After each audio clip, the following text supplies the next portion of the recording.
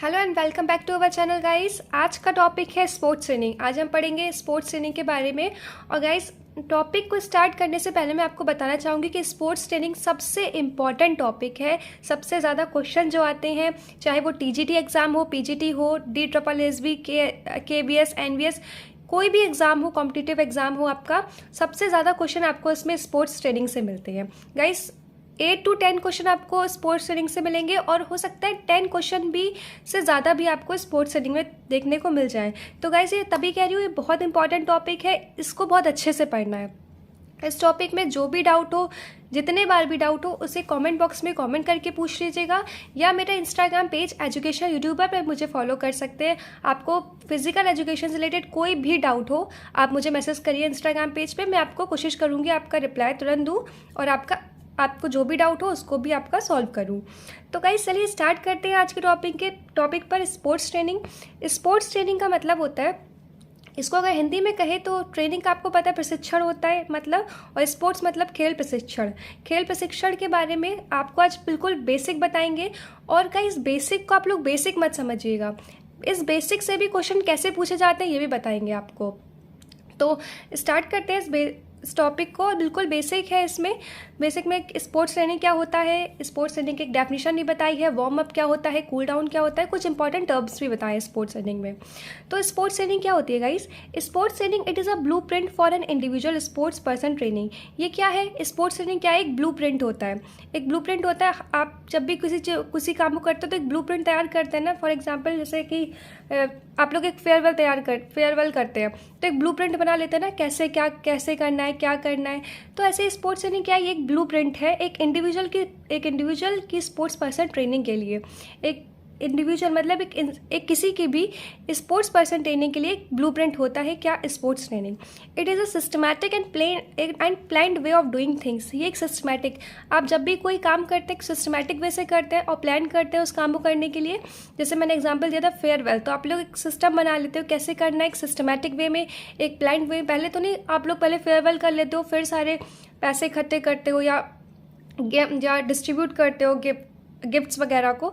ऐसा तो नहीं होता ना, पहले पैसे इकट्ठे करते हो उसके बाद ही तो फेयरवेल देते हो। तो ऐसा ही है कि एक सिस्टमैटिक और प्लान्ड वे है, एक सिस्टम से और प्लान से चलने वाला वे है चीज़ों को करने का, way of doing things. In simple words में, अगर हम बहुत सिंपल वर्ड्स में बात करें स्पोर्ट्स ट्रेनिंग क्या है, तो इसका एम क्या होता है? एक्वायर करना peak in sports performance. Acquire प्राप्त करना पीक, सब मतलब पीक प्राप्त करना किसमें? स्पोर्ट परफॉर्मेंस में। इसका एम है ये। किसका एम है? स्पोर्ट्स ट्रेनिंग का एम क्या है? सिंपल वर्ड्स में अगर हम कहें, इसका एम है टू एक्वायर करना peak in sports performance. Sport performance में पीक एक्वायर करना, यही इसका एम है। अब इसमें से आपको लगा बिल्कुल सिंपल है ये, बिल्कुल आपको लगेगा बिल्कुल मैंने इंट्रो बताया है, लेकिन इस इंट्रो में कैसे क्वेश्चन पूछ लिए जाएंगे? स्पोर्ट ट्रेनिंग का एम क्या होता है आप बता सकते हो? एक्वायर करना peak in sports performance. Sport training क्या है? ये एक ब्लूप्रिंट है। ऐसे क्वेश्चन आ जाएंगे। स्पोर्ट ट्रेनिंग क्या है? ये एक ब्लूप्रिंट है। किसके लिए? इंडिविजुअल की ट्रेनिंग के लिए। ये एक सिस्टम से और प्लान से चलने वाला है, वे है चीज़ों को करने के लिए। तो गाइज, आपको ना 4 पॉइंट दे देंगे, उसमें बताएंगे इसमें से कौन सा रॉन्ग है। तो आपको पता है कि क्या होता है, तो आप जो भी पॉइंट दे देंगे उसमें आप ऑड करके निकाल सकते हो। एक मैंने आपको डेफिनेशन दी है अकॉर्डिंग टू हरदयाल सिंह के अकॉर्डिंग। ये डेफिनेशन गाइस बहुत बार पूछी जा चुकी है, बहुत बार पूछी गई है डेफिनेशन, इसलिए मैंने आपको यहाँ पर लिखा है कि स्पोर्ट ट्रेनिंग क्या होता है। इनके अकॉर्डिंग, हरदयाल सिंह के अकॉर्डिंग, स्पोर्ट्स ट्रेनिंग क्या है? Sport training is a periodological process aims at preparing sports person for higher performance in sports competition. अब देखते हैं इसका मतलब क्या है। हरदयाल सिंह ने इसका मतलब अपने वर्ड्स में लिखा है कि स्पोर्ट ट्रेनिंग एक शिक्षा से संबंधित वाला प्रोसेस है जिसका एम होता है प्रिपेयर करना है स्पोर्ट्स पर्सन को हायर परफॉर्मेंस स्पोर्ट कॉम्पिटिशन। कोई भी स्पोर्ट कॉम्पिटिशन में परफॉर्म करना, हायर स्पोर्ट परफॉर्मेंस, जो स्पोर्ट कॉम्पिटिशन होता है उसमें हाई परफॉर्मेंस देना। किस पर स्पोर्ट एम होता है प्रिपेयर करना है स्पोर्ट्स पर्सन को फॉर हायर परफॉर्मेंस के लिए। उनका एम क्या है? परफॉर्म करना हायर, किसमें? स्पोर्ट्स कॉम्पिटिशन में। तो यही हरदयाल सिंह जी ने बताया है। अब देखते हैं स्पोर्ट पर, आपको इतना समझ में आ गया, एकदम क्लियर है। इस डेफिनेशन को गाइस लर्न कर लीजिएगा क्योंकि डेफिनेशन बहुत बार पूछी गई है एग्जाम में। अब एक नोट डाल के एक पॉइंट लिखा है, स्पोर्ट पर्सन्स, जो भी स्पोर्ट पर्सन होते हैं should start his her training with warming up and closed with cooling down। इसका मतलब क्या हुआ, जो स्पोर्ट्स पर्सन होते हैं उनको स्टार्ट करनी चाहिए अपनी ट्रेनिंग वार्म अप के साथ और एंड करना चाहिए, क्लोज करनी चाहिए अपनी जो ट्रेनिंग है उसको कूल डाउन के साथ। जब भी जैसे कि आप अपने कॉलेज में होंगे, बीपीएड कर रहे हैं, एमपीएड या फिर क्लास 12 किसी भी क्लास में हैं, तो जब भी आपको वॉलीबॉल खिलाते हैं तो हमेशा आपको पहले वार्म अप कराते होंगे, उसके बाद जब आप खेल लेते हो तो आप थोड़ा कूल डाउन करते हो ना। तो ये क्यों किया जाता है बताते हैं अभी, बस आपको इस पॉइंट को समझना है अभी कि स्पोर्ट पर्सन जो होता है स्टार्ट करता है अपनी ट्रेनिंग को वार्म अप के साथ और क्लोज करता है कूल डाउन के साथ। कूल डाउन को गाइस लिम्बरिंग डाउन भी कहा जाता है, ठीक है। तो इतना क्लियर हो गया। स्पोर्ट पर्सन जो होता है स्टार्ट करता है अपनी ट्रेनिंग को, या किसी को अपनी से वॉलीबॉल ही खेलना है तो एक ट्रेनिंग बता रहे हैं, एक ट्रेनिंग के लिए स्टार्ट करता है वार्म अप के साथ और एंड करता है कूल डाउन के साथ। अब वार्म अप क्या होता है गाइस, वार्मिंग अप को दो पार्ट में डिवाइड किया जाता है, जनरल वार्मिंग अप और specific.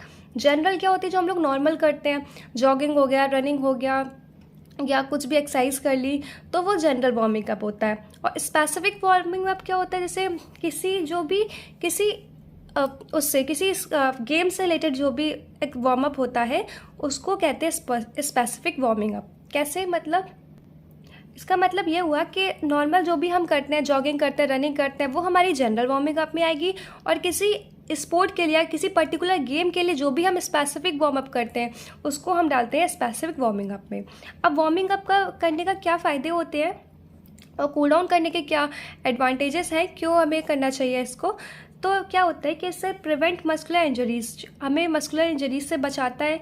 Increase body and muscles temperature, ये बॉडी का और मसल्स का टेम्परेचर को इंक्रीज़ करता है। जब आप वार्म अप करते हो ना तो आपका जो है बॉडी का टेम्परेचर और मसल्स का टेम्परेचर इंक्रीज़ हो जाता है, मस्कुलर इंजरीज से आप बचते हो। और इनहेंस ब्लड फ्लो, और ब्लड का फ्लो भी बढ़ाता है। क्या बढ़ाता है, ब्लड का फ्लो ही बढ़ाता है। जब ब्लड का फ्लो बढ़ जाएगा तो आपको ऑक्सीजन भी अच्छे मात्रा में मिलने लगेगी। और कूलिंग डाउन का मतलब क्या होता है, परफॉर्म लाइट एक्सरसाइज।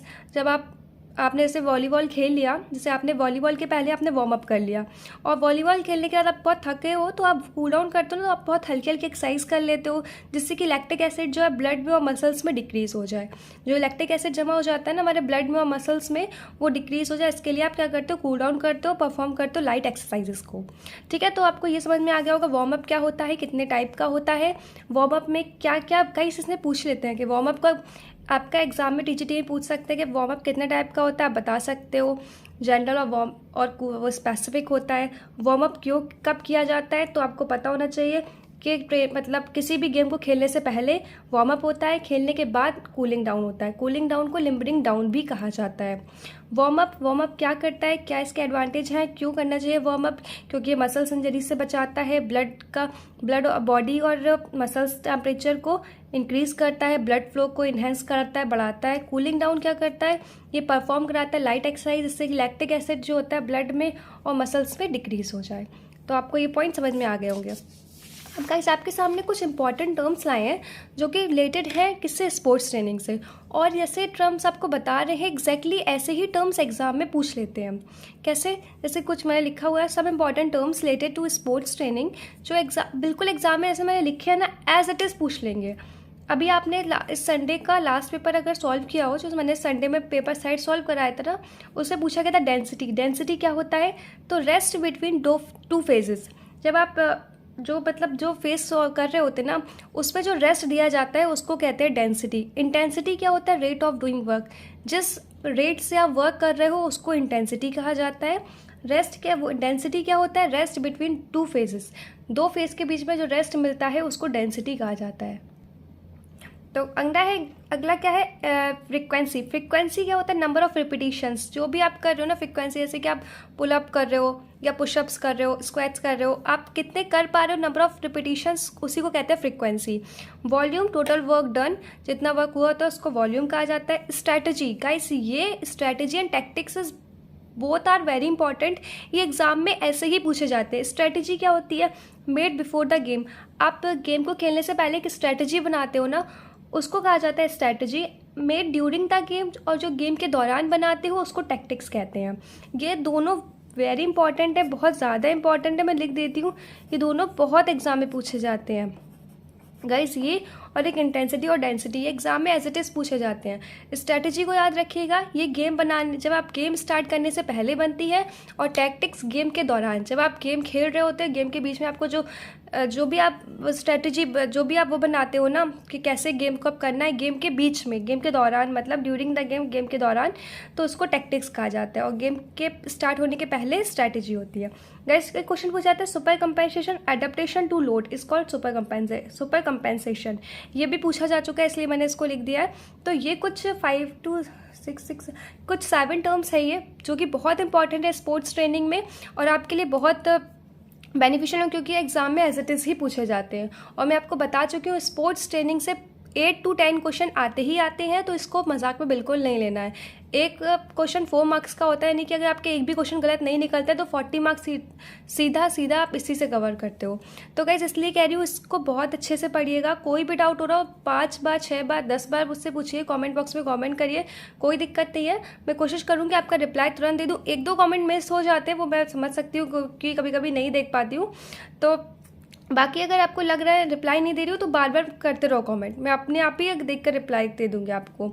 और भी कोई डाउट हो तो आप मुझसे पूछ सकते हो। और गाइस आज एक शॉर्ट आएगा, शॉर्ट वीडियो में आपको आज कैलोरीज पर आएगा। एक कैलोरीज कैसे होती है, कितनी कैलोरीज किसके लिए रिक्वायर होती हैं, एडल्ट के लिए, मैंस के लिए, वुमेंस के लिए, कितनी कैलोरी किसको लेना चाहिए। तो ये भी एक बहुत ही इंपॉर्टेंट टॉपिक है, एग्जाम में पूछ लेते हैं। एक एक्सरसाइज करने वाले को कितनी कैलोरी लेनी चाहिए, तो ऐसे मैंने एक छोटा सा शॉर्ट बनाया हुआ है, उसको मैं आज शाम में अपलोड करूँगी। तो आप सब लोग वो शॉर्ट ज़रूर देखिएगा, क्योंकि उससे आपके लिए एक नया क्वेश्चन तैयार हो जाएगा। एग्जाम में फिजिकल एजुकेशन में एक नया क्वेश्चन मिल जाएगा आपको देखने के लिए। So guys thanks for today, और ऐसे ही वीडियोस देखते रहिए।